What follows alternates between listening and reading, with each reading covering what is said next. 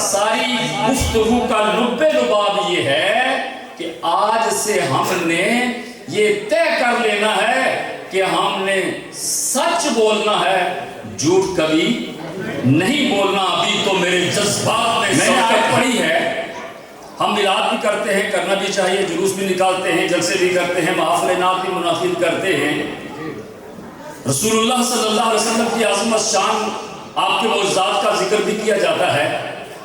آج تھوڑا اس سے ہٹ کر میں ایک دو باتیں عرض کرنا چاہتا ہوں۔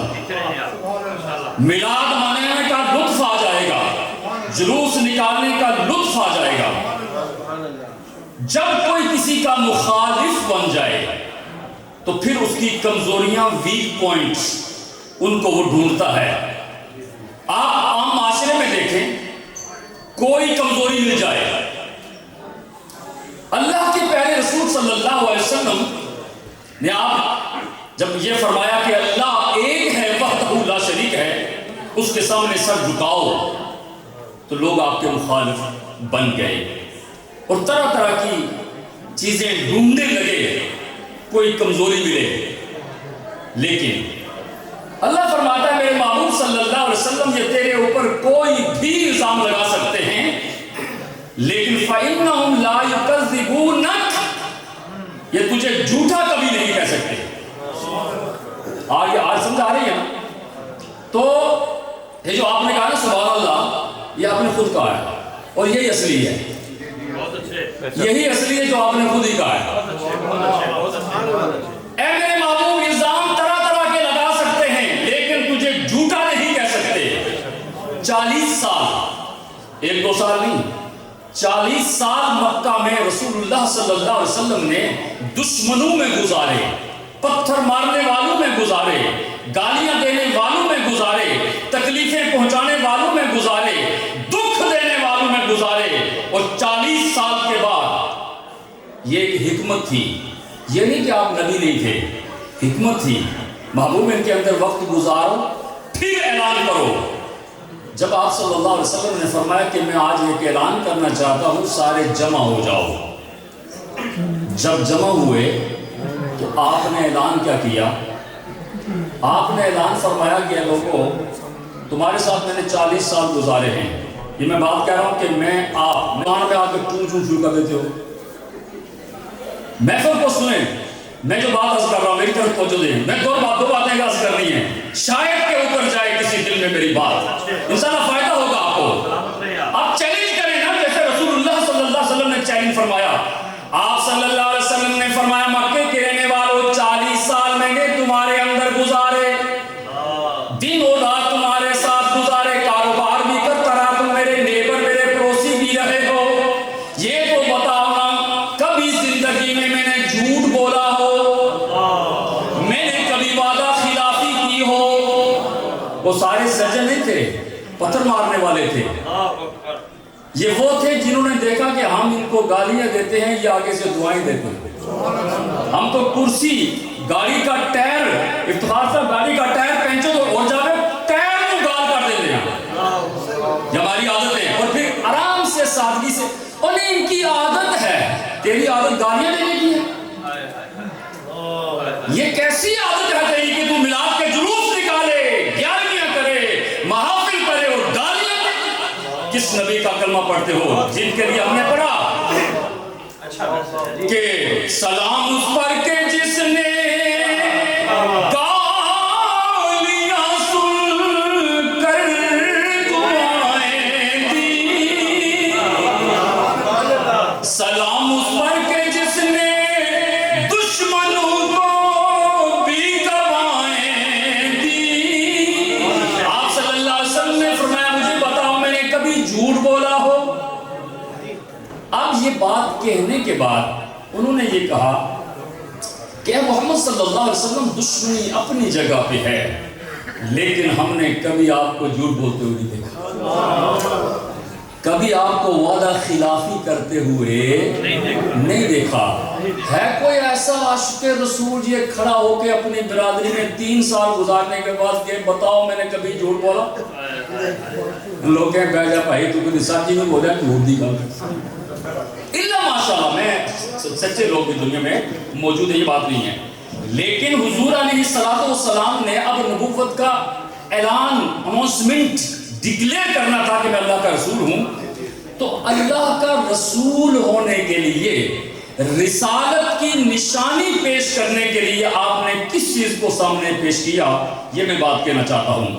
آپ صلی اللہ علیہ وسلم نے فرمایا میرے دشمنوں اور میرے سجنوں ایک بات سن لو، اگر میں نے تمہارے بقول کبھی جھوٹ نہیں بولا تو آج سن لو میں اللہ کا رسول ہوں، سبحان اللہ، میں اللہ کا رسول ہوں۔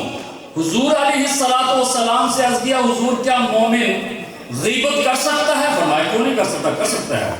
چغلیاں کر سکتا ہے؟ عام لوگ کرتے ہیں، کر سکتا ہے۔ عرض کی حضور مومن جھوٹ بول سکتا ہے؟ فرمایا نہیں، مومن جھوٹ نہیں بول سکتا۔ میں لمبی بات ایک ہی آج اس محفل میں جو قاری رفیع اور متین نے محفل سجائی ہے، ان کے رفقا نے ایک ہی میسج یہاں سے اٹھتے ہوئے لے جاؤ اور عہد کر کے اللہ کی بارگاہ میں جاؤ کہ یا اللہ کے رسول فَسَيَرَ اللَّهُ عَمَلَكُمْ وَرَسُولُهُ، اللہ بھی تمہارے عمل دیکھتا ہے، اللہ کا رسول بھی دیکھتا ہے۔ یہ عہد کر کے یہاں سے اٹھو کہ آج کے بعد جھوٹ نہیں بولیں گے، یہ چونکہ میرے 2 دن بھی باقی ہیں۔ میں بات کہنا چاہتا ہوں میرے بھائیوں، ہمارے ہاں یہ ایک اصول چل رہا ہے، چور وہ ہوتا ہے جو مال چوری کرتا ہے، چور وہ ہوتا ہے جو پیسے چوری کرتا ہے، چور وہ ہوتا ہے جو گاڑی کو چوری کرتا ہے، چور وہ ہوتا ہے جو کسی کی کوئی چیز چوری کر لیتا ہے۔ لیکن میں آپ کو ایک نئے چور کی آج بات بتاتا ہوں، وہ بھی چور ہے۔ وہ کون ہے؟ جو جھوٹ بولتا ہے۔ چنگا لگا کہ میں دلیل سے ریفرنس سے بات کروں گا۔ چور وہ بھی ہے جو سامان چوری کرتا ہے، اور چور وہ بھی ہے جو جھوٹ بولتا ہے، چاہے وہ مرد ہو یا عورت ہو، چھوٹا ہو بڑا ہو، ادنا ہو اعلیٰ ہو، پیر ہو فقیر ہو مولوی ہو قاری ہو، کوئی بھی ہو، جو جھوٹ بولتا ہے وہ چوری کرتا ہے۔ کس بات کی؟ جو کسی کا سامان چوری کرے وہ سامان کا چور، جو کسی کا مال چوری کرے وہ مال کا چور، جو کسی کی گاڑی چوری کرے وہ گاڑی کا چور، جو کسی کے پیسے چوری کرے وہ پیسے کا چور، جو سچ کو چھپائے وہ کتنا بڑا چور ہوگا؟ سنیں شراکت کا چور، بالکل وجہ فرمایا آپ کو۔ اور جس نبی کا میرے بھائیوں میری ماں میرے کلمہ پڑھتے ہیں، اس نبی نے ہمارے لیے پیدا ہو میلاد کیا۔ ہم میلاد کرتے ہیں نا، حضور پیدا ہوئے اور پیدا ہوتے ہوئے امت کو یاد کیا۔ یہ آج امت پوچھتی ہے جائز نجائز، یہ باتیں کر رہی ہے۔ میرے اور آپ کے آقا و مولا صلی اللہ علیہ وسلم نے جب دنیا میں آپ تشریف لائے، سیدہ طیبہ طاہرہ زاہدہ حضرت سیدہ آمینہ فرماتی میرے بیٹے نے پیدا ہوتے ہی اللہ کی بارگاہ میں سر جھکا دیا، اور سر جھکایا، میرے کان لگا کر سنا کہ میرا بیٹا کیا کہتا ہے۔ آواز کرتے ربی حبلی امتی، یا اللہ میری امت کو بخش دے۔ پھر غاروں میں روتے ہوئے امت کا سوال، جب اللہ نے اپنا کرم فرمایا، وہ مسجد اقصیٰ جس میں آج لاشیں خون میں تیر رہی ہیں، جن میں آج لاشیں معصوم بچوں کی، چھوٹے چھوٹے بچوں کی لاشیں خون میں نہ رہی ہیں، یہ مسجد اقصیٰ یہاں نماز پڑھائی۔ پھر اللہ نے فرمایا میری بارگاہ میں آؤ، اے میرے محبوب میں بتانا چاہتا ہوں جس نبی کے بارے میں سوال کرتے ہو وہ نبی کی میلاد کرنا درست ہے کہ نہیں ہے؟ وہ نبی پیدا ہوا امت، نبی غار حرا میں گیا امت، نبی کو رب نے بلایا محبوب وہاں تو امت کا سوال کرتے رہے ہو، اب کوئی نہیں ہے، یا تو ہے یا میں، خالق و مخلوق، محب و محبوب، عاشق و معشوق، کوئی دیکھنے والا نہیں، کوئی سننے والا نہیں۔ محبوب آج سوال کر، جو سوال کرے گا وہ تیرا سوال پورا کیا جائے۔ کیا مانگا تھا؟ اس لیے میں بات ختم کروں گا۔ اللہ کے پیارے نبی صلی اللہ علیہ وسلم نے عرض کیا یا اللہ میرا کوئی سوال نہیں جو میں نے پیدا ہوتے ہی سوال کیا تھا۔ شان عرض کی مولا امت گناہگار ہے، بخش دے میرے مولا تو غفار ہے، تجھ کو آسان ہے مجھ کو دشوار ہے، فکر روزے جزا آج کی رات ہے۔ یا اللہ کوئی نیا سوال نہیں، امت کا سوال لے کے آیا ہوں۔ رب کائنات نے فرمایا میرے محبوب آج امت کا سوال نہ کرو، کل ڈے آف ججمنٹ قیامت کا دن ہوگا، تیرے اپنے بھی ہوں گے، پتھر مارنے والے بھی ہوں گے، تجھے رلانے والے بھی ہوں گے، تجھے ستانے والے بھی ہوں گے، تیرا دل دکھانے والے بھی ہوں گے، تیرے سجدے